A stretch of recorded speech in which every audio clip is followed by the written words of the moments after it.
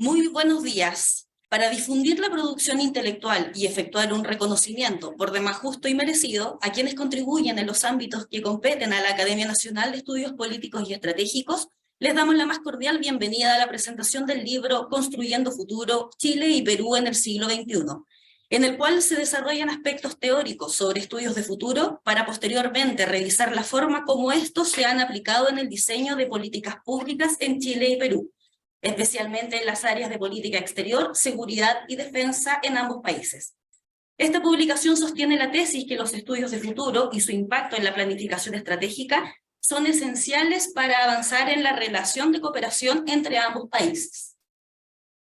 Su autor, el señor Jorge Gatica Borges, es doctor en Estudios Internacionales de la Universidad de Santiago, magíster en Ciencia Política de la Pontificia Universidad Católica, magíster en Ciencias Militares de la Academia de Guerra del Ejército. Es profesor titular de la Academia Nacional de Estudios Políticos y Estratégicos y profesor invitado en la Escuela Militar y en otros centros de estudios civiles y militares. Es así que nuestra academia se honra en presentar esta interesante publicación de uno de sus distinguidos académicos e investigadores, la cual viene a incrementar la producción intelectual en el ámbito de las áreas de competencia de esta academia. La planificación estratégica, una de las herramientas disponibles para la gestión moderna en todos los ámbitos, requiere de la capacidad de mirar hacia el futuro. La anticipación estratégica otorga precisamente esa cualidad, especialmente ahora que es posible combinar tradicionales métodos cualitativos con herramientas cuantitativas para prever escenarios y, en consecuencia, disponer el mejor empleo de los recursos y las estrategias para gestionar los riesgos y aprovechar las oportunidades.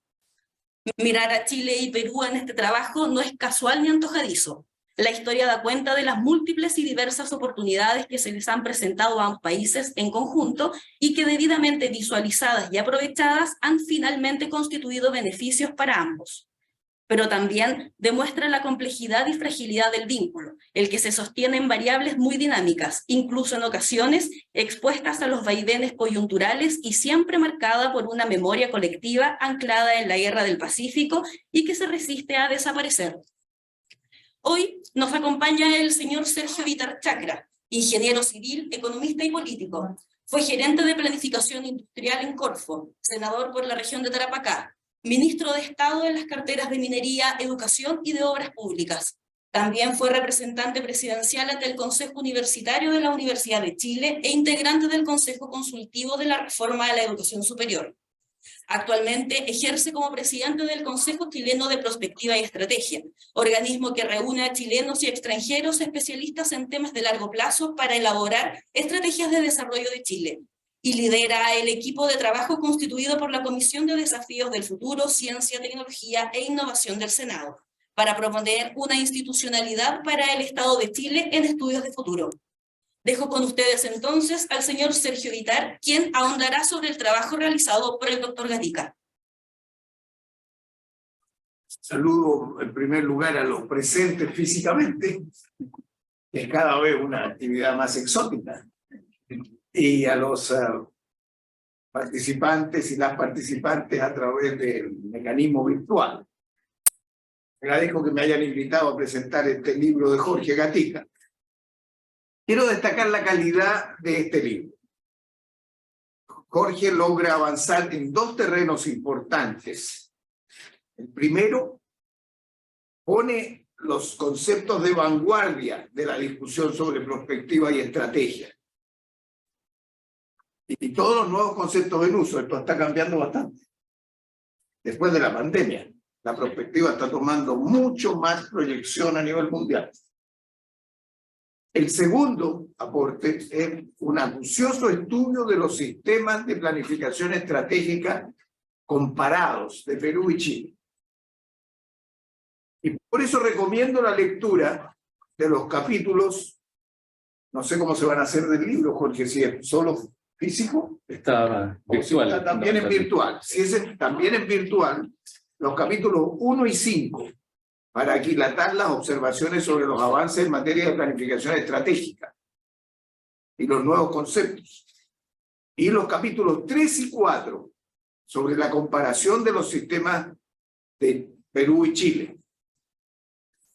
Todo esto apunta en una dirección que es la que nos está animando en el trabajo que estamos haciendo ahora y del cual Jorge Gatica también es parte, que es cómo mejoramos las capacidades de gobernar en América Latina.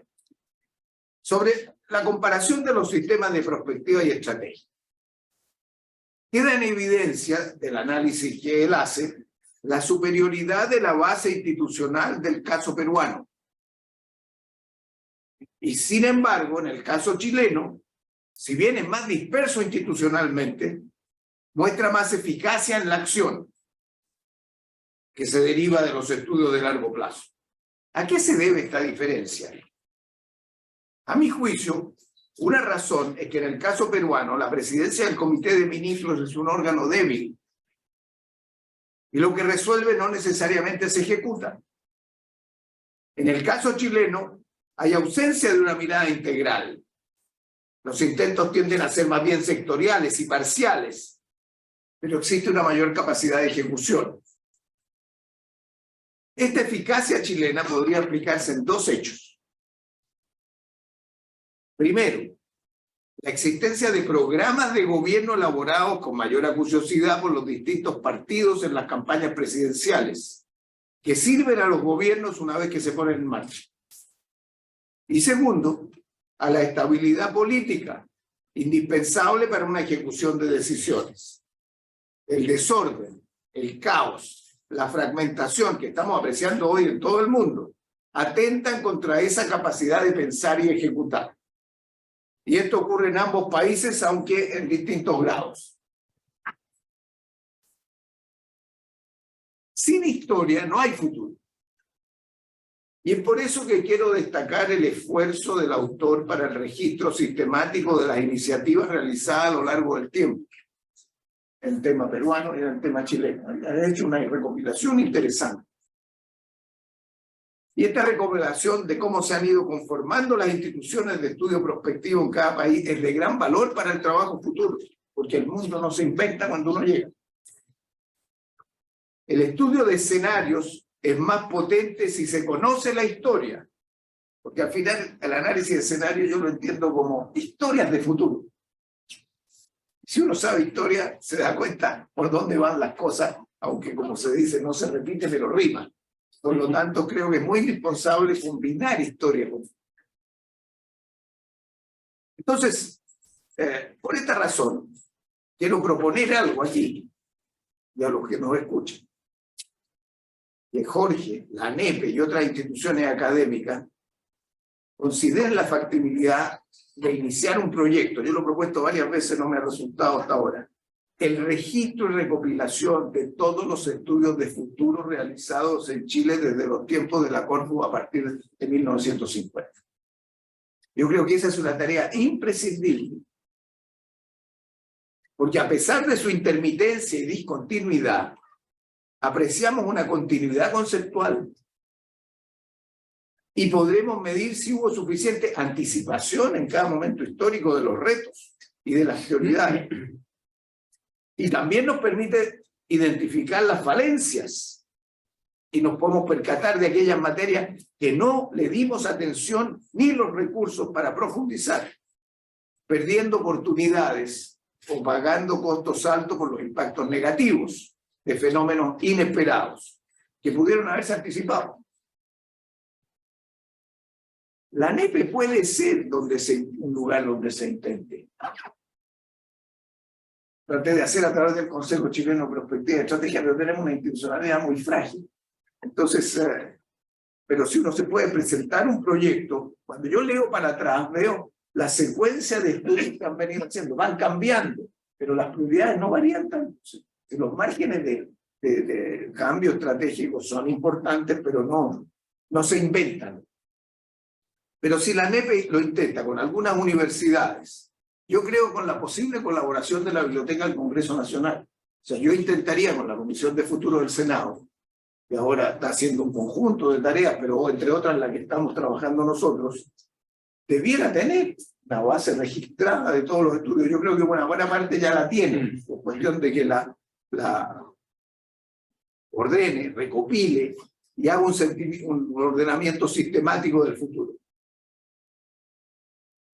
Entonces, dicho eso, esa es mi propuesta, porque nace de como vi, pero yo sé que te puede atiborrar de tarea, porque estás terminando un libro y no estás proponiendo otro proyecto, pero creo que ahí hay elementos interesantes para intentar.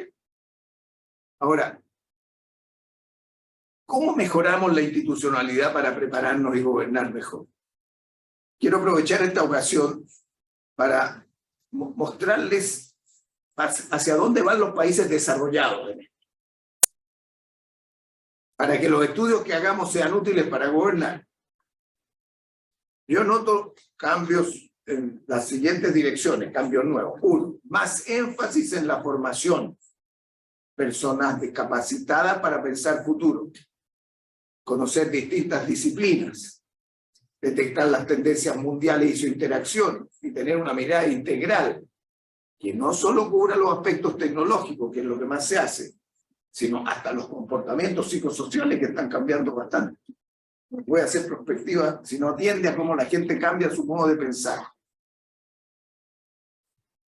Segundo, destacan la desigualdad. Todos los estudios mundiales destacan que la desigualdad es un factor de fragmentación interna y de división internacional, social y política, que se proyecta después en la dispersión política, la incapacidad de lograr acuerdos que limitan la capacidad de diseño y un esfuerzo común. Por lo tanto, la desigualdad debe ser analizada en la perspectiva con más profundidad, en todos sus ángulos: el económico, las rentas, el social, las clasificaciones, lo emocional, la sensación de abandono, los sentimientos de exclusión, la discriminación. Ello debe ser objeto de diálogos permanentes y de acciones conjuntas del Estado, con los sectores empresariales, con las organizaciones sociales y con toda la comunidad. Eso lo veo que está avanzando en todo el mundo. Tercero que veo a nivel mundial, están empezando a priorizarse los estudios de cambios de comportamiento social. Por ejemplo, el movimiento de las mujeres, el movimiento feminista, lo que estamos viendo en Irán, la proyección que estamos viendo en otros países, hasta en Qatar ahora con el Mundial, el mismo proceso chileno. Son cambios que implican cambios de política, de unidad nacional y de proyección y de mejoramiento de las capacidades futuras. Pero los cambios de comportamiento yo también agrego la volatilidad de las preferencias electorales. Ese es un fenómeno nuevo. Ninguna encuesta le pega al asunto. En movimientos, la lucha de los pueblos indígenas, el reconocimiento de su identidad, su cultura, la velocidad de los fenómenos de la digitalización y cómo están cambiando el comportamiento humano y las relaciones humanas. Mucho más rápido de lo que pensamos. La individuación como distinta del individualismo. Una preocupación más por lo personal y una declinación de los intereses colectivos. Entonces, estos son, lo veo en los estudios que tenemos que hacer nosotros también. Luego veo en todos los estudios, y los europeos lo llaman esto los Twin Challenges, los dos retos, que es el reto del medio ambiente y el reto de la digitalización. El cómo se va a manejar la digitalización, qué se va a regular, cómo va a ser su impacto en la acción humana y cómo va a ser su impacto en la política. Es muy distinto. Cuando yo era senador, me alegré porque había un fax. Y podía comunicarme con Arica y con Iquique, mandar una carta, ¡qué maravilloso! Cuando el presidente Lagos, me acuerdo que se lo mencioné cuando vino ahora a la reunión la semana pasada, le dije, mira tú, hiciste tu discurso, yo estaba en el Senado y era presidente del partido, y él manda un discurso sobre Internet, ¿cómo va a transformar todo? Y todo el Senado se quedó un poco, está quedando peleas más chicas. Pero no había salido ni siquiera esto. En 2017 salió el primero, en 2007 salió el primer teléfono inteligente. ¿Ustedes se dan cuenta? No lo analizamos. El impacto del cambio tecnológico en la forma de hacer política, las redes sociales, la velocidad de reacción, la complejidad de la situación. Y lo último que veo es un concepto nuevo que se está incorporando recién ahora más, la resiliencia de los sistemas ante cambios acelerados e incertidumbre. Cuando usted tiene mucha incertidumbre y no sabe para dónde va, por lo menos tiene que preocuparse de que si le viene un pencazo fuerte, tiene que tener resiliencia en sus sistemas. Y por eso que el tema de la ciberseguridad está adquiriendo gran relevancia y tenemos que avanzar más en eso. Lo veo como forma de disminuir nuestra fragilidad, que lo encuentro fundamental. Entonces, en este cuadro, en el caso chileno, y lo digo a propósito de este estudio porque apunta en todas estas direcciones, habremos de expandir la participación, la anticipación, y elegir temas críticos. Por ejemplo, el abastecimiento de agua, embalses. No me acuerdo como ministro de Obras Públicas, planteé una serie de embalses y ahora ¿quién se va a poner a hacer embalses si no hay nieve? Los cambios que hay climáticos te tienen que empujar hacia un sistema resiliente en materia de agua, en materia de energía, en fin. Ahora, el otro punto que quiero mencionar para ir terminando es hay que continuar este trabajo, no solo en esto de la recopilación, les voy a hacer otra propuesta, avanzar en los espacios de acción conjunta entre Chile y Perú. Yo creo que este documento apunta en esa dirección. El reciente encuentro de los gabinetes de Chile y Perú pone la luz sobre los temas inmediatos. La lista de temas que ustedes ya revisaron son la declaración que hubo posterior, asuntos sociales, migración, seguridad y defensa, crimen organizado, entre otros. Comercio exterior, turismo, cooperación en ciencia y tecnología, medio ambiente y energía, integración fronteriza, entre otros. Hay prioridad en los temas urgentes, natural. Los gobiernos se van a encargar de eso. Pero yo creo que hay que ir más lejos y detectar las oportunidades que surgen de una mirada común de futuro más largo. Y pienso esencialmente en el Asia-Pacífico. Desde ese punto de vista, Chile y Perú tienen intereses estratégicos comunes: cobre, agro, industria y agricultura, energía solar, desalación de agua, entre otros. Proteger la pesca, los recursos del Pacífico y identificar los cambios de interés conjunto a largo plazo puede abrir nuevas formas de colaboración entre Chile y Perú. Yo recuerdo un ejercicio en que participé el año 2017, organizado por las cancillerías de ambos países. Probable que alguno de ustedes haya estado. El foco era el encuentro de ambos países para proyectar una visión común hacia el bicentenario de la independencia del Perú, 2021, estábamos en el 2017. Entonces, se llamaba el seminario Hacia el Bicentenario, convergencias entre Chile y Perú a 200 años de una gesta común. Una de las sesiones se refería a un futuro más distante. Yo participé allí e intervino también un ex canciller peruano, Alan García, que seguramente usted también fue ministro de Defensa, si no me equivoco. ¿Cuál es la gesta común del 2040 o del 2050 entre Chile y Perú? Esa es una pregunta fundamental para conducir un país. En esos años, me acuerdo que los embajadores de Perú en Chile, Jorge Valdés, que falleció, me fue a ver a la casa y me dijo: yo quisiera que hagamos esto. Y lo empujo desde el Perú. Y Roberto Ibarra, nuestro embajador chileno en Lima, también se fue, nos juntamos y ambos se entusiasmaron con la idea de hacer un trabajo mayor de exploración de futuros estratégicos. Con ambos sostuve conversaciones y yo creo que aquí hay algo abierto que debemos continuar. Hemos hecho intentos juntos de mirar el pasado. Para mí, uno de los más importantes es el libro de los destacados historiadores Cavieres de Chile y Aljovín de Perú, que se escribieron un libro Chile-Perú, Perú-Chile. Cavieres también falleció, un querido amigo, es un ejemplo valioso. Él intentó que cada capítulo fuera escrito por un peruano y un chileno, juntos. Y no resultó. Cada uno escribió su capítulo. Pero el capítulo inicial lo escriben juntos Cavieres y Aljovín. Y insertan todo y plantean cómo la historia pesa, pero el futuro también, y pesa quizás más. Y hay que aprender de la historia para hacer futuro, no para quedarse pegado en el pasado. Entonces, esto yo creo que es otro referente que debemos ser capaces de tener una mirada común hacia el futuro entre Chile y Perú. Entonces, por ello, lo tenemos relevante explorar la posibilidad de impulsar un proyecto común sobre los escenarios futuros, tomando un tema: China y Asia-Pacífico el 2040 o el 2050. y ver sus implicaciones para ambos países, que juntos analicemos Asia.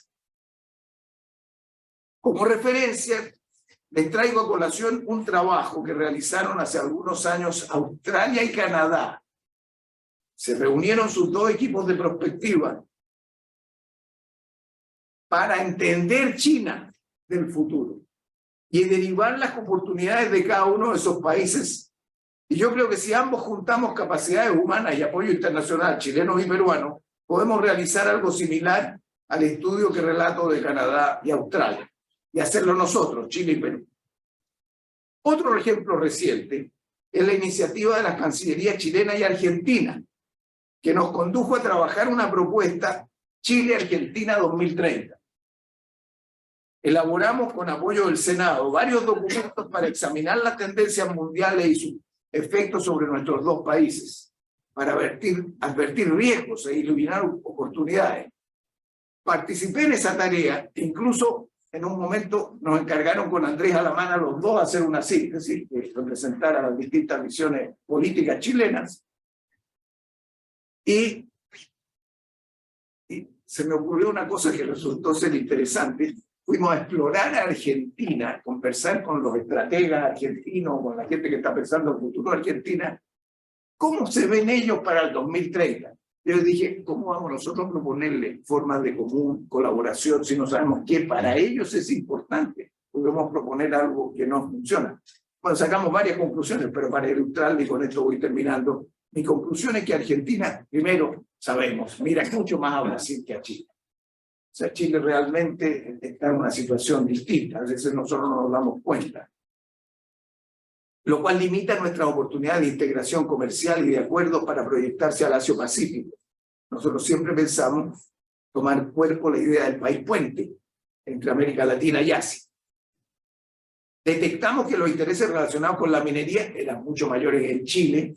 Nosotros creíamos que estábamos haciendo un gran aporte para los argentinos, menos relevante la minería, además por su ubicación geográfica, los problemas agrícolas eran de mayor peso. El tema antártico, sin embargo, sí adquiría otra relevancia, y en materia energética lo que nos pasó con el gas era crear algo que podríamos, yo creo, haber anticipado si hubiéramos tenido estas capacidades que ahora estamos proponiendo en el Senado. Entonces, yo creo que tenemos que hacer lo mismo con Perú y con Bolivia, que la armonía con los vecinos nos reditúa a todos, y es una cohesión indispensable para América Latina en un planeta globalizado. En suma, este libro levanta nuevas posibilidades para una acción conjunta y también para mejorar la institucionalidad de estudios del futuro en Chile. Lo recomiendo y los insto a continuar con nuevas ideas y proyectos para fortalecer nuestra capacidad nacional en el campo de la estrategia y la prosperidad.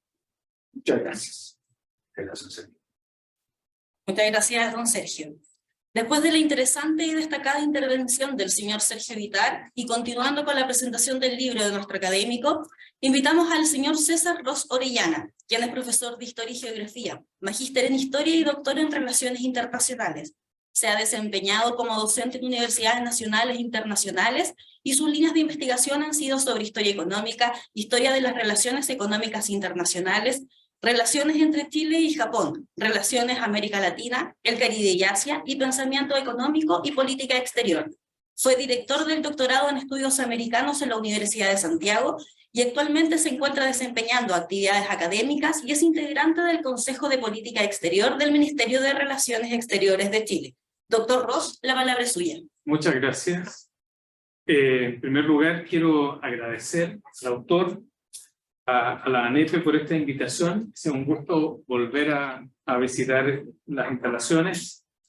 Quiero destacar además tener a Sergio Vitar como contraparte en el comentario de este libro, porque me parece que es una perspectiva que puede complementar lo que yo podría decir. Y vamos al libro. Quisiera decir primero que el campo de los estudios internacionales se ocupa principalmente de 4 unidades de análisis: actores, estructuras, procesos e ideas.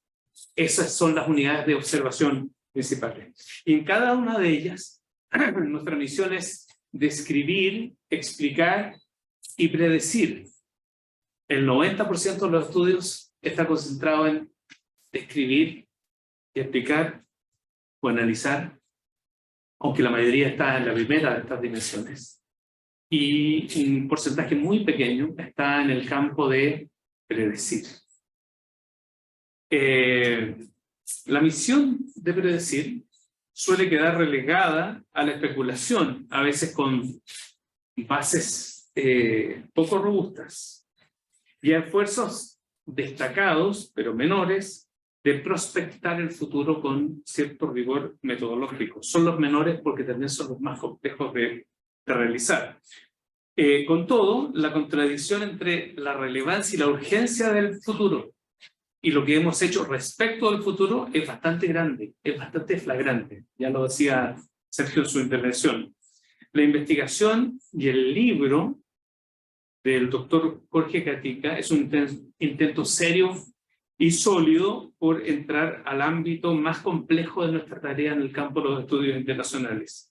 De allí sus méritos y de allí también las cuestiones que han quedado pendientes. En buena hora. Nada más peligroso en la academia que la verdad sin fisuras. En buena hora. Tienes material para seguir. Entonces, es interesante destacar que en el campo de los estudios internacionales el futuro está en lo que podríamos llamar un no lugar. Es una conversación que tuvimos tuvimos muchas, pero una conversación que tuvimos sobre la idea de porque yo le decía, yo creo que habría que mirar, claro que siempre es más fácil sugerir, ¿no? Yo creo que habría que mirar, le decía Jorge, cuál es el lugar del futuro en las teorías de los estudios internacionales. El esfuerzo de recopilación era largo y el resultado era más o menos rápido. Era cercano a cero. Y es interesante, no se ha teorizado acerca del futuro. Sin embargo, sí se han hecho esfuerzos de orden metodológico por cómo mirar el futuro. Cómo recopilar información que nos permitiera tener una idea de lo que eventualmente puede ocurrir. Como ya se ha dicho, este es un libro que ha sido publicado por ANEP, como en todos los libros, como cuando se comenta una película, yo no voy a contar el libro, me voy a referir al libro, pero espero que todos los que nos ven aquí y a la distancia lo consigan, lo compren, lo lean, lo usen con un lápiz en la mano, que es la manera en cómo uno debe leer un libro. Ya se ha dicho, tiene 175 páginas, está compuesto por 5 capítulos, que son muy iluminadores y muy provocadores, y que se refieren a esta cuestión central de la cual ya estábamos hablando. Quisiera parafrasear a un historiador alemán, Lucian Hölscher, que en el año 2014 publicó un libro cuyo título es El descubrimiento del futuro. Anótalo porque ya sé que te lo vas a conseguir. Y Hölscher dice lo siguiente, que me parece que es muy provocador y muy complementario a lo que decía Sergio en su intervención. Dice Hölscher, si se analizan con mayor detenimiento las fuentes medievales, resulta muchas veces con mayor detenimiento, resulta mucho más dudoso que antes de que comenzara la Edad Moderna se tratara efectivamente de acontecimientos futuros en el moderno sentido de la palabra. O sea, el futuro apareció con el comienzo de la Edad Moderna. Quizá apareció con el momento en que teníamos la esperanza como humanidad de que tal vez podíamos vivir algo más, que la vida podía no terminar mañana. Ya pasó bastante tiempo como para que no hubiésemos hecho algo más importante con el futuro. Suena, dice Hölscher, enigmático y en verdad lo es, pues las formas en las que la gente entendía lo que hoy entendemos por futuro han sido diferentes en cada época. Todavía hoy, dice Hölscher, no nos resulta demasiado difuminadas como para entenderlas con facilidad. Incluso hoy el futuro es difuso, pero no para todos. Los chinos hace mucho tiempo que vienen pensando y escribiendo acerca de dónde quieren estar en 70, en 100 años más. Eso lo hemos dicho, lo hemos escrito varias veces, ¿no? Creo, sin embargo, que, como tú mismo lo detectabas, Sergio, tal vez ahora hay un momento, como decían los romanos, hay un momento, ¿no? Después del reciente fallo por el Silala, Chile ha vuelto a la situación en la que estábamos en 1929. O sea, con un cierto orden en las tres fronteras, sin la certeza completa de que no surgirá un nuevo conflicto, pero con la suficiente estabilidad jurídica como para levantar la cabeza y, como lo ha dicho metafóricamente el autor del libro, mirar hacia adelante. Esto no implica mirar a adivinar el destino venidero, sino que fabricar el futuro bajo una perspectiva constructivista, que es la que toma el libro. Chile ya lo hizo en el pasado.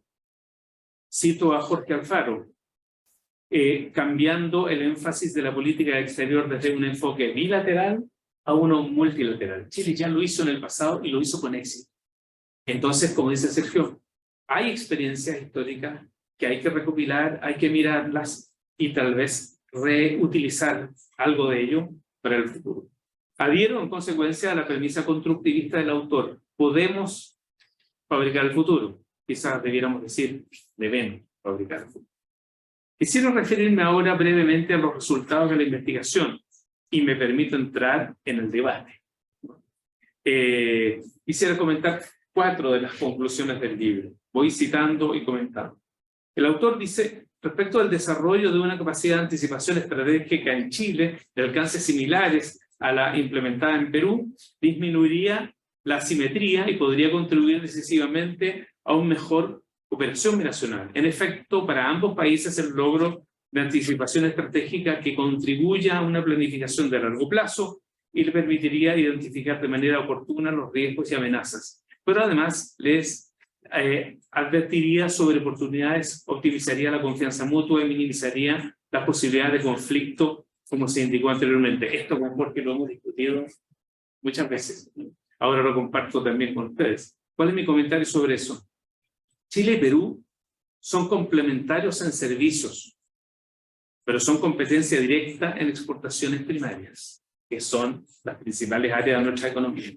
Por lo tanto, creo que deberíamos trabajar en esa visión de futuro, sabiendo que competimos en un lado y que eventualmente podemos ser complementarios en el otro. Reducida la potencial hipótesis de conflicto bilateral, reducida, no eliminada, esta idea tiene mucho al respecto. Sería necesario pensar en las precondiciones de esta relación para determinar hasta qué punto es posible lograr que la anticipación estratégica contribuya a una planificación de largo plazo. Aquí es clave identificar a los actores que tienen estabilidad en el poder.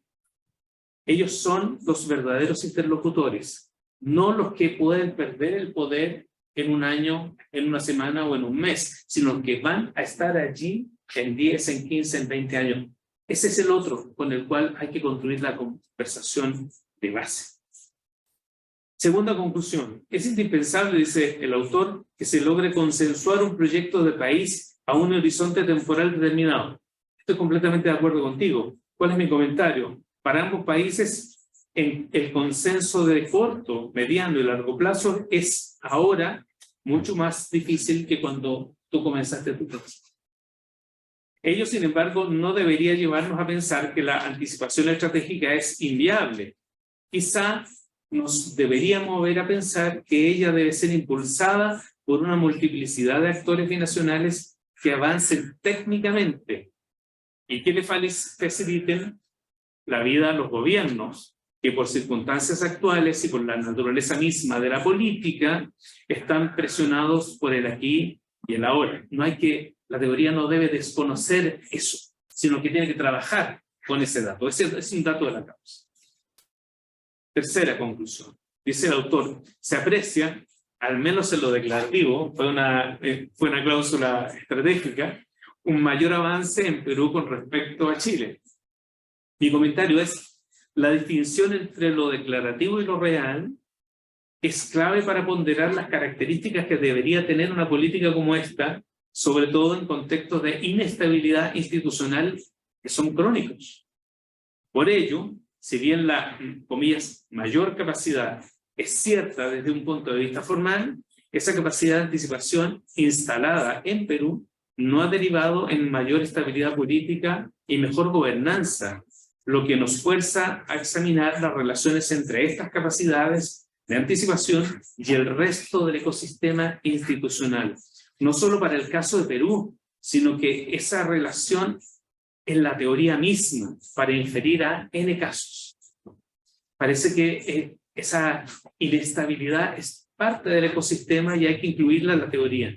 No esperar que la inestabilidad desaparezca para que la teoría funcione. Cuarta conclusión, la estructura institucional y la cultura peruana proporcionan una capacidad instalada para desarrollar estudios de futuro, producir anticipación estratégica destinada a la planificación integral del Estado, que alcanza a todos los sectores de la vida nacional, como se pudo evidenciar la existencia de la presidencia del Consejo de Ministros en Perú y la subordinación funcional de casi todos los organismos dedicados a la anticipación estratégica y la planificación integral con la que cuenta el Estado. Le da a ese país, dice el autor, una ventaja comparativa importante con respecto a Chile, el que no logra sistematizar los esfuerzos parciales que en esta materia se desarrollan. Frente a esa conclusión, mi comentario es, nuevamente, esta afirmación es formalmente verdadera. Pero si solo atendemos a la rotación ministerial peruana, 80 ministros en 16 meses. Y a los cambios repentinos de presidentes, 7 presidentes en menos de 6 años, 6 electos y 1 presidenta designada en un contexto de crisis. Esta ventaja formal se diluye en los hechos. La clave aquí es analizar los límites del funcionamiento de esta política. Para el caso de Chile, examinar las potenciales ventajas de este tipo de política podría tener un escenario que podría tener para Chile en un escenario de mayor estabilidad política. Sin duda alguna, Chile podría sacarle mucho más provecho a una política como esta. Entonces, el riesgo latente es la inestabilidad institucional en ambos países, como bien ha dicho Sergio Vital en su presentación. ¿Está todo perdido? Por supuesto que no. Y quiero poner un ejemplo, a propósito de ejemplos, y a propósito de Asia. Que es un ejemplo que también conversamos con Jorge en su momento, que es el caso de Corea del Sur. Corea del Sur tiene un ministerio de ciencia, tecnología, y tiene una tercera parte del nombre de ese ministerio. Se llama Ciencia, Tecnología y Planificación del Futuro. No podríamos imaginar nosotros que estos países del este de Asia, China, Japón, Corea del Sur, Taiwán, Singapur, Hong Kong, no son países que no hayan planificado el futuro con éxito. También hemos tenido ejemplos en la historia del mundo, casos de planificaciones centrales que no funcionaron. Pero esos son casos de planificación de futuro que sí funcionaron, ¿no? Y esos son ejemplos que obviamente tenemos que mirar con atención, con detenimiento, para nuestro propio consumo. Coincido plenamente, y Jorge lo sabe, en la idea de que hay que mirar el Asia y planificar el futuro mirando el Asia. Al respecto, recuerdo la reunión que tuvimos, la cumbre CELAC-China en CEPAL, hace unos años atrás, cuando los chinos dijeron cómo concebían ellos la idea de puerto, porque nosotros decimos, bueno, nosotros estamos un puerto hacia el Pacífico, por lo tanto tenemos una ventaja estratégica respecto de otros. El informe de puertos pivote de CEPAL decía, 2 informes de Puerto Pivote decían que todavía era, al 2016, más barato mover un contenedor desde Buenos Aires o de Santos hasta Tokio que moverlo de cualquier puerto del Pacífico Sur. Y entonces yo recordé algo que me había enseñado Roberto Andraca hace años atrás, que Roberto me dijo, la distancia para los empresarios se mide en dólares, no en kilómetros ni en millas. Y ese es un dato relevante. Entonces, esta ventaja de estar en el Pacífico se diluye si económicamente no es relevante o rentable para las empresas moverse entre un extremo y otro. A eso agrego la definición china de puerto. Dijo, oye, porque estábamos viendo cómo China va a construir un puerto en Perú, entonces nosotros quedamos en desventaja, qué pasa con Colombia, etc. Y los chinos dijeron, nosotros vemos que en América del Sur la imagen de un solo puerto que va desde Panamá hasta Magallanes. Ese es un puerto para nosotros, de acuerdo a la escala de los negocios que se hacen en Chile. Puertos especializados, eso sí.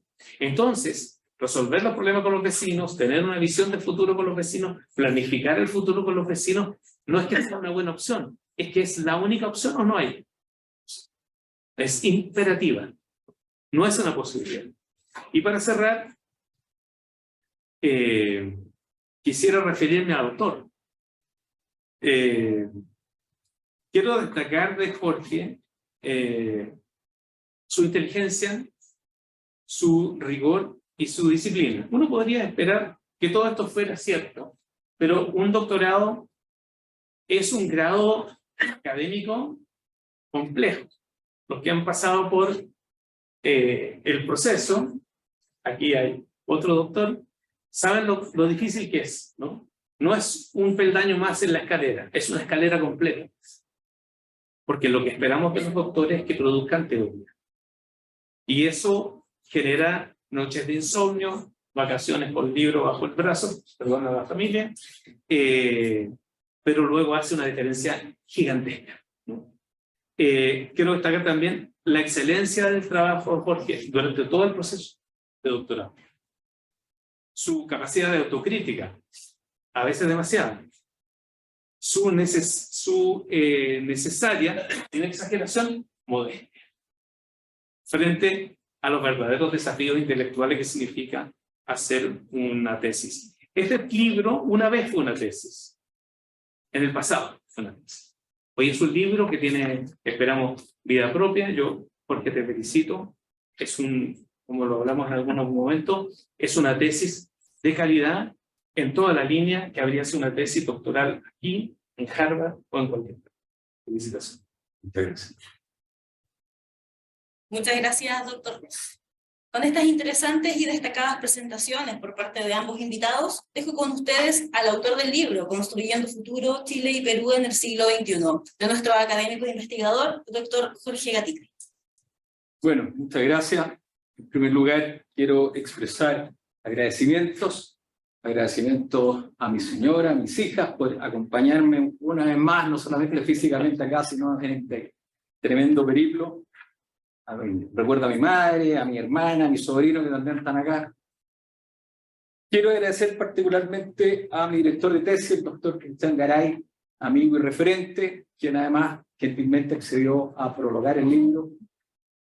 A los profesores, profesionales y administrativos del Instituto de Estudios Avanzados de la IDEA, mi segunda casa, de verdad me he sentido siempre muy cómodo allá, así que les agradezco de corazón su calidez, su recepción.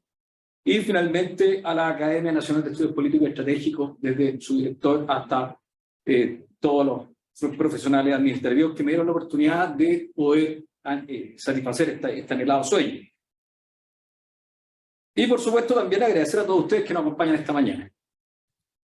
Particular agradecimiento a don Sergio y al doctor Ross, porque están acá por razones muy especiales. La presentación, que son verdaderas clases magistrales que hemos recibido esta mañana, dan cuenta de ello, pero don Sergio además es un referente de una de las figuras políticas de Chile que se ha destacado siempre por mirar hacia el futuro, y prueba de ello es todo lo que hizo en los diferentes ministerios o en sus funciones como político y que está desarrollando hoy día. El doctor Ross además un destacado y productivo científico y con prestigio nacional e internacional, me dio clases, recibí clases muy entretenidas de él y además fue parte de la comisión evaluadora de mi tesis.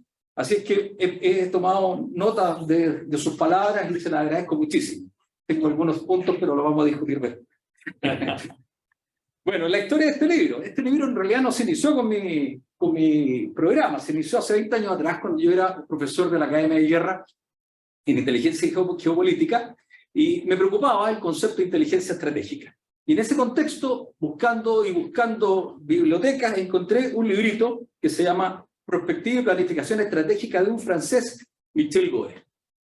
Y ese libro lo tomé, me llamó la atención el concepto y empecé a reflexionar y fui leyendo, profundizando, discutiendo, hasta que este tema se transformó en mi tesis de maestría mi maestría de Ciencia Política en la Universidad Católica, aplicada a la defensa. Pero en paralelo, siempre me gustó la historia, leía muchísimo y por supuesto la historia de Chile era muy interesante y en ese contexto la historia militar y particularmente la Guerra del Pacífico me marcaron muy fuertemente. Voy a contar anecdóticamente que cuando era cadete usábamos los pupitres de madera y tenía yo escondido el libro Adiós al séptimo de línea de Jorge Nostroza. Entonces mientras mi profesor de álgebra daba clase yo estaba escondido leyendo el libro. Me recibí varios retos por ello. Es un mal ejemplo que no lo copien las niñitas. Pero quiero decir que la historia militar y particularmente ese capítulo de la historia me marcó, y así fueron pasando los años. Entonces yo trataba de entender por qué, después de más de un siglo de esta guerra, había gente que seguía pegada al conflicto y no lograba superar ese tema. Y después ya, más viejo, me fui a Arica, Iquique, estuve 4 años allá y desarrollé muy buenas relaciones de amistad con militares peruanos. Y de verdad tenía una excelente relación, incluso mantengo con varios de ellos la relación hasta hoy día. Decía yo, tantas cosas en común, incluso aspectos de la idiosincrasia que nos unen. ¿Puede una guerra que ya ocurrió hace 100 años mantenernos atados a esa lógica? ¿Por qué no hacer como Alemania y Francia y como otros tantos ejemplos históricos que rápidamente fueron capaces de resolver sus diferencias y a partir de ello entonces, mirándose al futuro, rediseñar sus países? Entonces, hace unos 8 o 10 años atrás, revisitando el libro que mi buen amigo César Ross conoce muy bien, Teoría de la Política Internacional de Kenneth Waltz, encontré un parrafito que me dejó pensando y lo voy a leer. Waltz nos dice: los impedimentos para la colaboración tal vez no radiquen en el carácter o la intención inmediata de cualquiera de ambas partes. En cambio, la situación de inseguridad, al menos la incertidumbre acerca de las futuras acciones e intenciones del otro, es lo que actúa en contra de la posibilidad de cooperación. Y me hizo mucho sentido. Entonces, en una etapa primaria yo me dediqué a ver qué hacíamos en Chile para mirar el futuro. Y los resultados fueron bastante excepcionales. Habían algunas iniciativas aisladas y sistémicas, como por ejemplo las que lideró don Sergio siendo ministro. Había un par de cosas más muy importantes, por supuesto, a nivel Fuerzas Armadas. Las Fuerzas Armadas, por su naturaleza, necesitan mirar el futuro para hacer sus planes de desarrollo, para mantenerse vigentes, ¿cierto? Pero había otros interesantes, como Energía 2050, que ha sido una iniciativa muy exitosa, pero una vez más eran esfuerzos temporales y asistémicos. Dependía de quién estuviera a cargo del puesto, se desarrollaba y después nuevamente caía. En la Cancillería me llamó la atención que recién apareció formalmente la palabra prospectiva en la tarea que se le asigna a la Dirección de Planificación Estratégica y Planning por la Ley 21.080, que es la que modernizó la Cancillería en marzo del 2018. Antes de eso no existía la palabra. Otro esfuerzo importante se hizo durante el último año del canciller Heraldo Muñoz, en el año 2018, cuando se elaboró la Política Exterior 2030. Pero fue una foto de lo que estaba ocurriendo en ese minuto. Y como buena foto, rápidamente perdió vigencia, por tanto, el estudio en sí mismo, hoy día habría que actualizarlo. Pero en paralelo empezó a mirar otros países de mayor y menor tamaño, de mejor y peor desempeño, categoría que le gusta al doctor Ross, más y menos robusto institucionalmente, y encontré Perú. Y cuando miré Perú, mi sorpresa fue mayúscula, porque durante los gobiernos militares de Velasco, Alvarado y Morales de Bermúdez se empezó a trabajar mucho en esto. Realmente cayó la productividad en ese sentido, sin embargo tuvieron la crisis política de los 2000, hasta que durante el Foro de Acuerdo Nacional hubo una serie de iniciativas, entre otras, decidieron empezar a trabajar en estudios de futuro y se instaló una institucionalidad bastante interesante, SINAPLAN, Sistema de Planeamiento Nacional, que tiene un organismo ejecutivo, que es CEPLAN, el Centro de Planeamiento Nacional, y que ha elaborado una serie de productos, entre otros, Visión del Perú 2050, que fue aprobada en abril del año 2019 por la firma del presidente Vizcarra en su minuto, y que tenía como parte de su trabajo de producción 91 talleres, cubrieron todos los departamentos, incluido el Callao, más de 4.600 participantes, más de 3.300 encuestas, y con eso entonces lograron una propuesta consensuada que es muy importante sobre qué quieren ser al año 2050. Hay una paradoja, sí, a la que me voy a referir luego, y que tiene que ver con lo que plantea el doctor Ross. Incluso más, Perú en su política exterior, la Dirección General de Estudio y Estrategia de Política Exterior, que fue creada hace más de 50 años por el prestigioso embajador peruano don Carlos García Bedoya, ya hacía en esa época levantamientos de futuro. Bueno, y todo esto hizo converger entonces mis dos inquietudes, y de alguna manera me iluminó en la identificación del problema que iba a abordar en este trabajo y me ayudó a diseñar mi hipótesis. Los estudios de futuro no ocupan un lugar relevante en la estructura del gobierno, ni en la academia en Chile, a diferencia de lo que ocurre en Perú. Por lo tanto, la construcción de confianzas entre Chile y Perú se ve entorpecida por la carencia de mirada de futuro. No sabemos exactamente cuáles son las intenciones de ellos. Este libro entonces tiene 2 capítulos que dan contexto al trabajo posterior. El primero plantea algunos aspectos teóricos que tienen como propósito despejar lo que yo le llamo la niebla conceptual acerca de la disciplina. Como ya decía don Sergio, esto va evolucionando rápidamente y hay una suerte de indefiniciones conceptuales. Porque no es lo mismo hablar de perspectiva, de predictiva, ni de inteligencia estratégica, aunque todos, sin duda alguna, permiten hacer concreta la noción de anticipación estratégica. Cada una de ellas tiene una posición ontológica distinta, pero además tiene aproximaciones epistemológicas y tiene metodologías propias. No son excluyentes entre sí, al igual que lo que pasa en muchas otras disciplinas de nuestra área. Los límites muchas veces son difusos e incluso interactúan recurrentemente. El segundo capítulo revisa rápidamente las relaciones binacionales chileno-peruanas, identifica aspectos del pasado que nos dividió, pero también otros del futuro que nos une. La idea en este capítulo es dar cuenta de la complejidad e incluso en ocasiones de la fragilidad de este vínculo, pero también dar cuenta de la gran cantidad de oportunidades que tenemos juntos. Después de ello, el libro se dedica a examinar el lugar que ocupan los estudios futuros en la institucionalidad y en la academia, particularmente cómo se ha empleado esto en las áreas de defensa y relaciones exteriores, tanto en Chile como en Perú.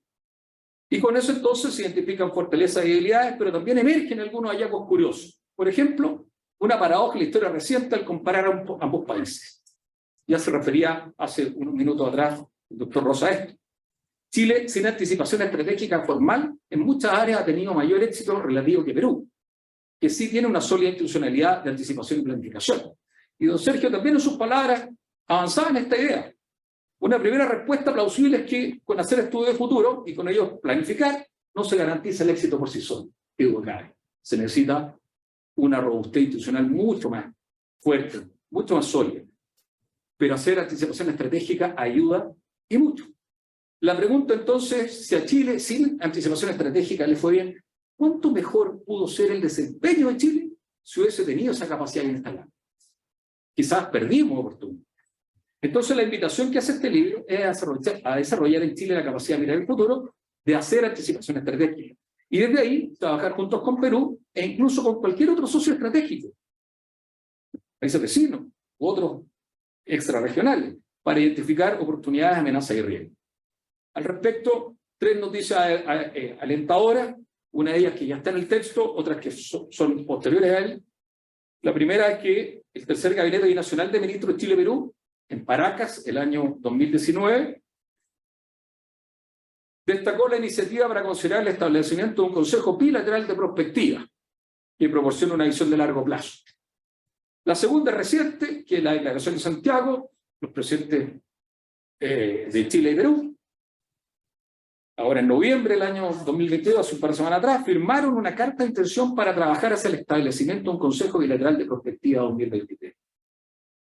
La tercera buena noticia es que en la Comisión de Desafío del Futuro, Ciencia, Tecnología e Innovación del Senado de la República se está desarrollando un trabajo destinado a crear institucionalidad para hacer estudio de futuro, que es el trabajo que lidera don Sergio, que yo tengo la suerte de integrar ese equipo. La reflexión profunda en este libro, entonces, es el llamado a construir un nuevo marco de relaciones basado en la convergencia de intereses, los que no necesariamente deben ser motivos de conflicto. Por el contrario, pueden ser complementarios, pero ello requiere mirar el futuro. Es imposible hacerlo con agendas de corto plazo. Parece difícil, pero en este mundo en que vivimos no tenemos muchas opciones si no somos capaces de cooperarnos mutuamente. Las lógicas de suma cero ya sabemos que aportan soluciones temporales, pero no permiten resolver los problemas en el tiempo. Por otra parte, estamos amarrados por la geografía, que es un asunto insolayable. Con Perú seremos vecinos hasta el fin de los tiempos. Para conocer más de estos temas, entonces, los invito a leer el libro que está disponible en versión digital y va a quedar en algunos ejemplares físicos en algunas bibliotecas. Reitero mi agradecimiento a don Sergio, a César, a quienes nos acompañan, y particularmente a la Academia Nacional de Estudios Políticos y Estratégicos en alcanzar el éxito en este desafío. Muchísimas gracias. Finaliza este encuentro y agradecemos a todos quienes asistieron mediante la plataforma Zoom por su disposición y participación. Muchas gracias al señor Sergio Vitar y al doctor César Ross por acompañarnos esta mañana y felicitaciones al doctor Gatica por el trabajo realizado y plasmado en el libro Construyendo Futuro, Chile y Perú en el siglo XXI. Hasta pronto.